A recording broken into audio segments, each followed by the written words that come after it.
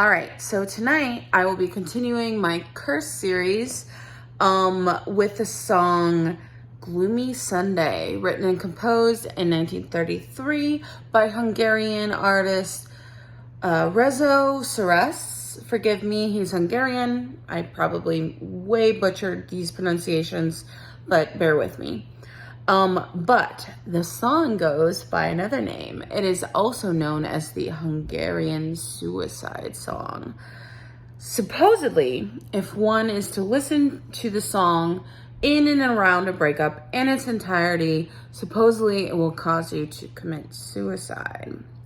Now, there's a lot of sort of interesting, weird things that happen around the song. For instance, the original lyrics in Hungarian were something like Veje a Velenak, which mean the world is ending, which of course, I mean, it was written during wartime, so that sort of makes sense.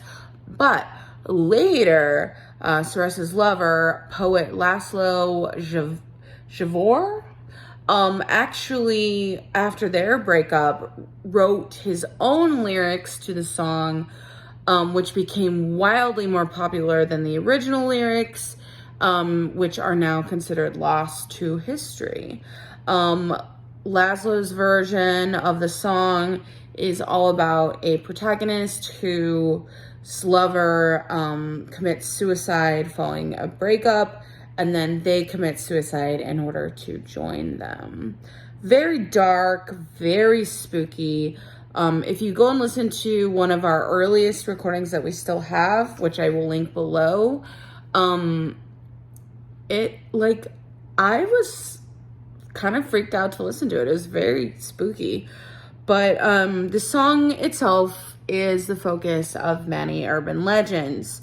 However, press reports of the 1930s do link the song to over 100 suicides, both in the US and Hungary combined.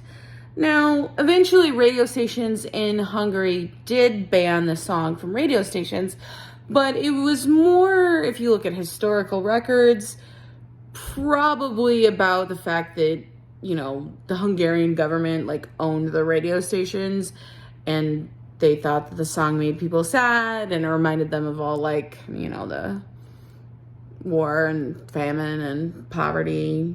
So less than that. But it did add a lot of weight to the urban legend that the song caused people to commit suicide. So if we kind of move forward a little bit, 1968, poor Seres, the original composer, did commit suicide himself. And supposedly, as the story goes, they found the song playing on his gramophone when they found his body. Billie Holiday covered the song in the 1930s. However, the BBC did ban the song from the radio, citing that it, quote, was detrimental to the war effort and morale, that it would cause people to commit suicide and quit fighting. Other notable covers, 1969, Ray Charles, Etta Jones in 77, Lydia Lunch in 1980, Serge Gainsbourg and Abby Lincoln, not together, separately covered it in 1987. And the song itself is, all of those covers are very much centered around mental breakdowns that these artists had, really weird things, extreme bouts of depression and drug addiction, even for the people involved, and really kind of spooky things. So I do encourage you to go listen to the song, but be careful and make sure that you don't end up cursed by Gloomy Sunday.